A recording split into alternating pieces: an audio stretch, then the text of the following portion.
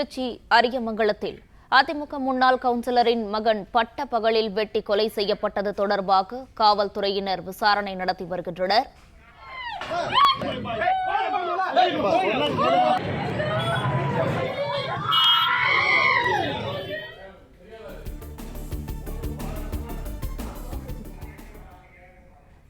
இதுகுறித்த கூடுதல் விவரங்களை செய்தியாளர் சரவணன் வழங்க கேட்கலாம். வணக்கம் சரவணன், இதுகுறித்த முழு விவரங்களையும் சொல்லலாம். வணக்கம். அதாவது திருச்சி அரியமங்கலம் எஸ்ஐடி கல்லூரி எதிரே ஒரு வாலிபர் வெட்டி படுகொலை செய்யப்பட்ட சம்பவமானது அப்பகுதியில் பெரும் பரபரப்பை ஏற்படுத்தியுள்ளது. திருச்சி வெடி நகரை சேர்ந்தவர் கேபிள் சேகர். இவர் முன்னாள் அதிமுக கவுன்சிலர் ஆவார்.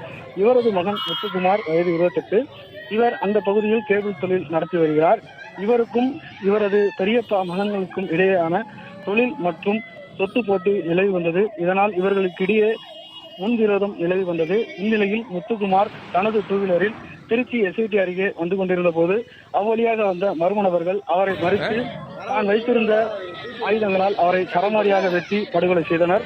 இந்த சம்பவமானது அப்பகுதியில் பெரும் பரபரப்பை ஏற்படுத்தி வரும் நிலையில் இதுகுறித்து தகவல் அறிந்த அரியமங்கலம் போலீசார் சம்பவ இடத்திற்கு வந்து முத்துக்குமாரின் உடலை கைப்பற்றி திருச்சி அரசு மருத்துவமனைக்கு உடற்கூறியைக்காக அனுப்பி வைத்துள்ளனர். மேலும் இச்சம்பவத்தில் ஈடுபட்டுள்ள கொலையாளிகளை போலீசார் தேடி வருகின்றனர்.